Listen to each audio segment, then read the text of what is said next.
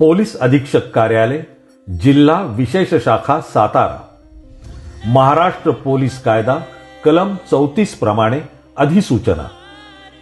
श्री संत ज्ञानेश्वर महाराज पालखी सोहळा दिनांक 6 जुलै 2024 ते दिनांक 11 जुलै 2024 अखेर सातारा जिल्ह्यातून मार्गक्रमण करणार असून हा पालखी सोहळा पुणे जिल्ह्यातून सातारा जिल्ह्यात दिनांक 6 जुलै 2024 रोजी पाडेगाव लोणंद येथे प्रवेश करणार असून त्यानंतर लोणंद, तरडगाव, फलटण, बरड हा पालखी सोहळा नीरा, लोणंद, फलटण मार्गे पंढरपूर रस्त्याने जाणार असल्याने प्राप्त अधिकारान्वये पालखी सोहळ्यातील वाहनांखेरीज आणि अत्यावश्यक सेवेतील पोलीस, रुग्णवाहिका, अग्निशामक वाहन याशिवाय इतर सर्व वाहनांना नीरा, लोणंद, पंढरपूर या मार्गावर दिनांक 6 जुलै 2024 ते दिनांक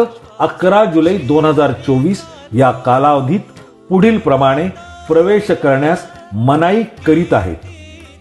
फलटण येथून पुणे, नीरा, लोणंदकडे जाणारी वाहतूक बारामती किंवा वाठार स्टेशन येथून पुण्याकडे शिरगाव घाटातून वळवण्यात येत आहे. आदरकी फाटा येथून लोणंदकडे येणारी वाहतूक पालखी सोहळ्यात येणाऱ्या वाहनांखेरीज इतर वाहनांना बंद करण्यात येत आहे. लोणंद येथून फलटणकडे जाणारी वाहतूक आदरकी मार्गे फलटणकडे वळवण्यात येत आहे. फलटण ते लोणंद या मार्गावरील वाहतूक पूर्णपणे बंद करण्यात येत आहे. फलटण ते नातेपुते यातून जाणारी वाहतूक पूर्णपणे बंद करण्यात येत आहे. नातेपुतेकडून पुणे बाजूकडे जाणारी वाहतूक माळशिरस, अकलूज येथून बारामती मार्गे पुण्याकडे वळवण्यात येत आहे. नातेपुतेकडून फलटण मार्गे साताऱ्याकडे जाणारी वाहतूक शिंगणापूर, तिकाटणे मार्गे दहिवडी, सातारा अशी वळवण्यात येत आहे. नातेपुतेकडून पुण्याकडे जाणारी वाहतूक नातेपुते, दहिगाव, जांब, बारामती मार्गे पुण्याकडे वळवण्यात येत आहे. नातेपुते, वाई, वाठारकडे जाणारी वाहतूक शिंगणापूर, तिकाटणे, शिंगणापूर, जावली, कोळकी, झिरपवाडी, विंचुर्णी, ढवळपाटी, वाठार फाटा मार्गे वळवण्यात येत आहे.